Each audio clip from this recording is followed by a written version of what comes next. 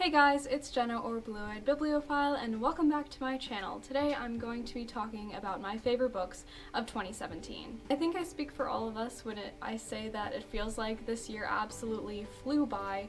It seems like only yesterday it was the first of the year and now it is the last day of 2017. Tomorrow is New Year's Day as I'm filming this, and that is just so crazy to think about.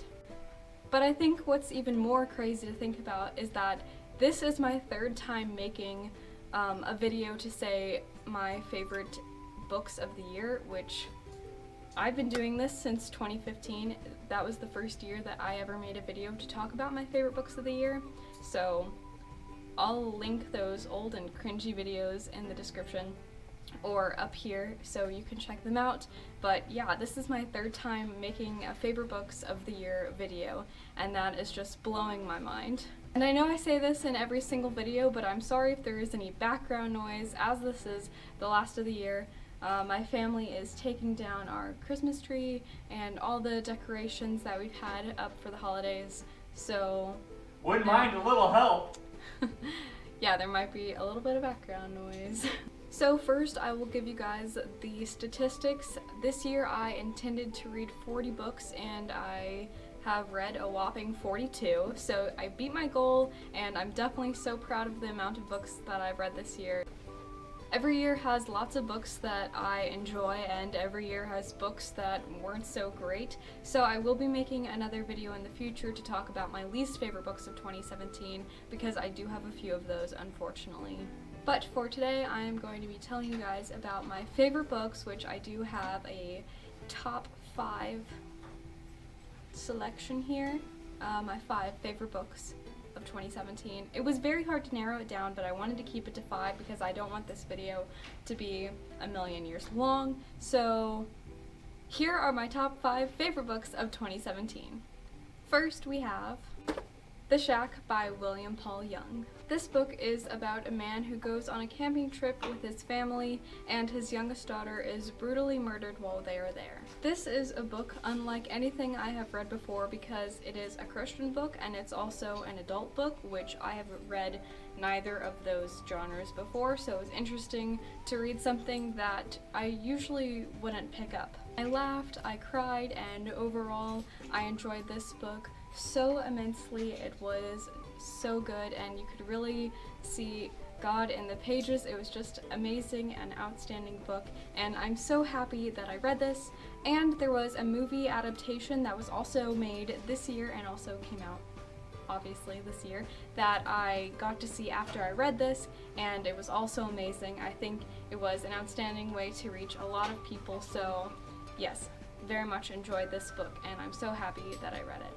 Next up is something that I'm still surprised to find on this list. I'm very excited about it, but again, it's something very unique and something that's not usually my cup of tea.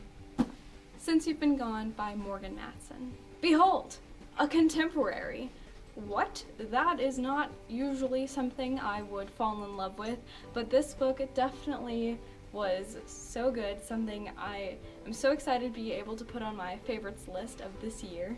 This book is about a young girl whose best friend goes missing, leaving only a to-do list behind, and it's crazy. The girl has to go through all these tasks that she would never think to do in order to reunite with her best friend, and it's super cool and super fun and just an all-around feel-good book that I really enjoyed. Prior to this, I did read one other Morgan Matson book, and that was Amy and Roger's Epic Detour, which I believe is her first novel, and I didn't really enjoy it, which made me super nervous to read one of her other books, but I'm so happy I ended up loving it. I really wanted to like this author and her writing style, and I did, and I'm so glad.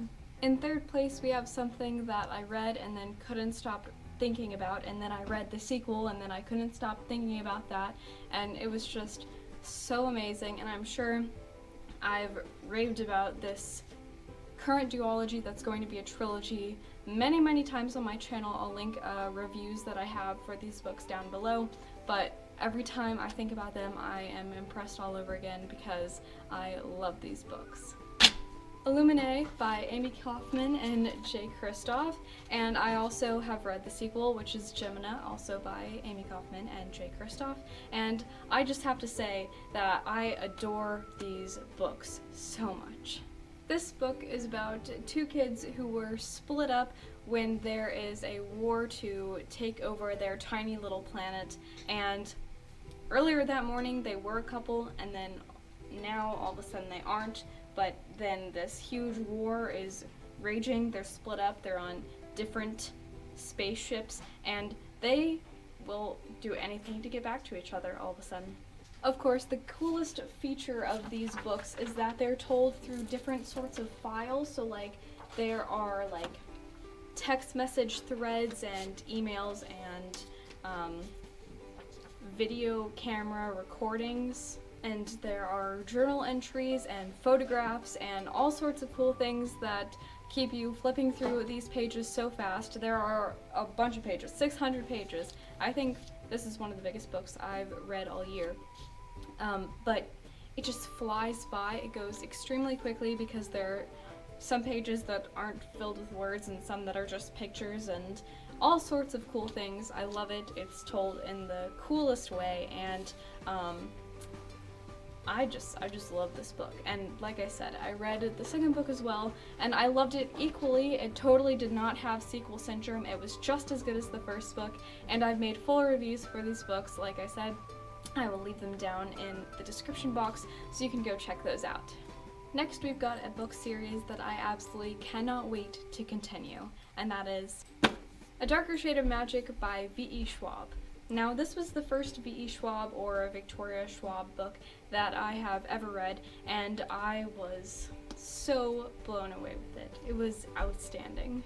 I do feel like this is one of those books that you have to go into knowing pretty much nothing, so all I will say is parallel Londons. And here's the moment you've all been waiting for, my favorite book of 2017. Get ready. This one is actually a trilogy, and I love them all equally. This one will definitely have a special place in my heart. I think it's super fantastic, and it's just so amazing. Like, I don't even have words to describe it, so I'm just gonna show you the book now. Drum roll, please. Miss Peregrine's Home for Peculiar Children. I put this book off forever and ever and ever and ever and ever because I was scared of the pictures. I mean, just look at that. It's kind of creepy. This book is really so poetic, so well written, and I just want to meet Ransom Riggs and then give him a big hug because he's so cool.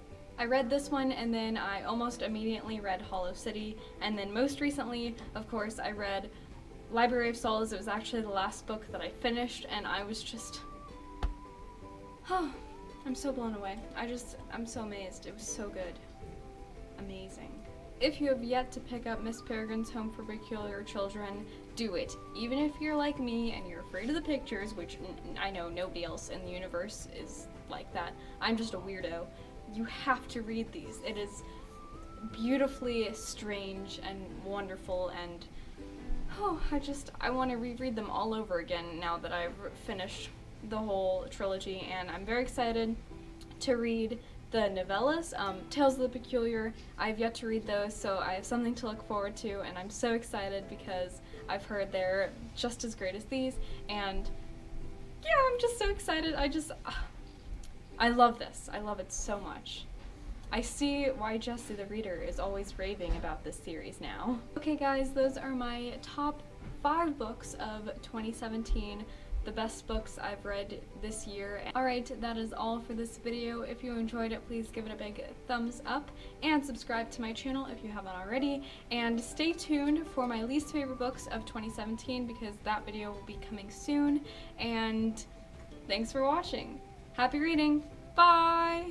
Oh yeah, and Happy New Year!